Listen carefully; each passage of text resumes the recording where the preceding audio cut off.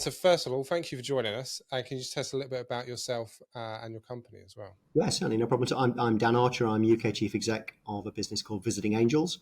We are a domiciliary care provider. We provide care to people in their own homes.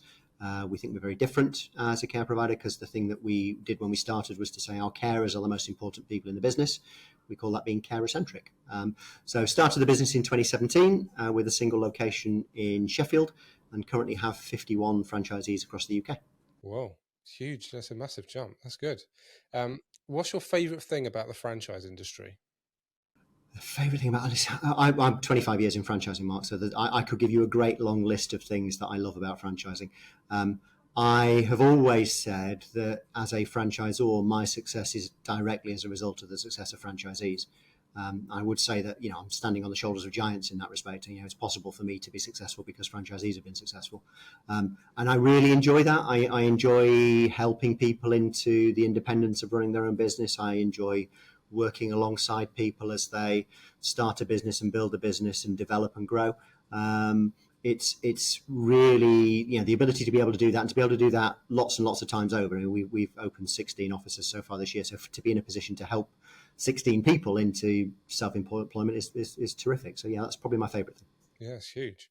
And again, I think you'll probably give me a load of answers, but if you can narrow it down to top three, what are the top three benefits do you think that people see when they're investing in a franchise? For a franchisee, I would say probably the top three benefits that a franchisee gets is they get a proven business system. Lots of the risks associated with starting a small business are taken out because people like myself have taken the time to prove the business model, to debug the business model, if you will, to make sure that it's fit for market and that it works. So absolutely, number one, the proven business model. I think the benefit of a brand as well, Visiting Angels as a brand and as a brand name has been hugely important in our success. People are very keen to call the carers that come into their homes the angels. So, for a franchisee to be able to come under our umbrella and use our brand is really important. And I think probably the third principal benefit that a franchisee gets is support structure from me and my team as a franchisor. I've got 8 full-timers working in our franchise head office supporting our franchisees. But we've also got 51 franchisees across the country, right? So that's a peer network of other people who are also in a position where it's possible for them to support their neighbours. So, I'd say probably they're top three. And then what kind of questions should someone ask themselves before they invest in a franchise as well? Are they ready for the responsibility of running their own business? Probably the principal question, the first question. I think people sometimes perceive franchising as being a way of shortcutting business success. And listen, we are going to provide a roadmap to enable a franchisee to be successful, but the effort that's going to go into that success is going to come from the franchisee. So they've still got to probably work harder than they've ever worked in any employed situation previously. So are you ready to do that? And I think equally, probably, are you the sort of person that wants to follow a system?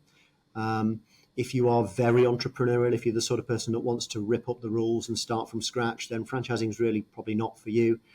We as a franchisor are looking for people that are passionate about leading behind our vision, if you will, leading their people locally in line with the vision we have for the business and following a business model that we know has been proven to be successful. And then I've got some questions about the National Franchise Exhibition as well. Are you going to the exhibition? We certainly are, yeah. I've exhibited at every single franchise exhibition in the 25 years I've been involved in franchising. Why is it particularly... That's a crazy thing to say, by the way. Yeah. That's a lot of Fridays and Saturdays and used to be Sundays that I've given up standing on franchise exhibition stands, right? Yeah, that's a quarter of a century. That's amazing. Yeah. Why do you exhibit at that particular exhibition? Well, I think the October Franchise Show traditionally has always been the largest franchise exhibition that we go to.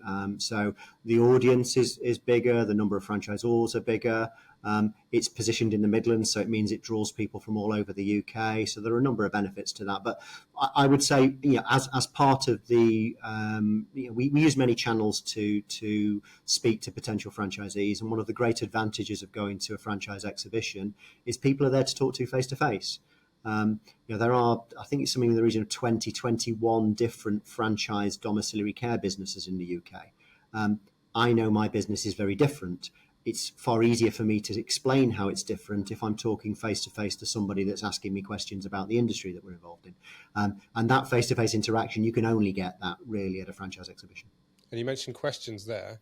What Yep. kind of questions should people ask when they come to the exhibition? What is expected of me? What skill set will I need to be successful? What are the things that have led to your franchisees being successful?